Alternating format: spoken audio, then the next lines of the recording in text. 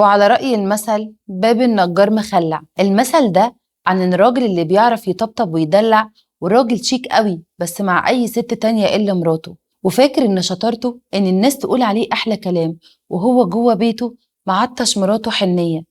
تعال احكي لكم حكاية حسام. حسام بره البيت الراجل الجنتل اللي بيساعد جيرانه وبشوش مع زمايله في الشغل، لذيذ قوي مع أصحابه، بيدخل البيت من هنا بيتحول لجبل جليد ما بيتحركش من قدام التلفزيون، عصبي ومش طايق أي كلمة لمراته. حسام بيصلح بيبان الناس كلها وناسي إن باب بيته مخلوع ومحتاج طبطبة وحنية. هو بطل في عيون الغرب بس غريب في عيون مراته. الرجولة والجدعنة الحقيقية بتتحسب بمعاملتك جوه البيت مع أهل بيتك مش بمنظرتك بره. لو طاقتك بتخلص عن الناس ومبقاش عندك طاقة لبيتك غير بس الفضلات، يبقى فيك حاجة غلط ومحتاج تراجع نفسك. أقرب الناس ليك هم اللي ليهم حق الأول في أحسن نسخة منك مش العكس. وقوليلي بصراحة، انت عندك نسخة من حسام في البيت ولا لأ؟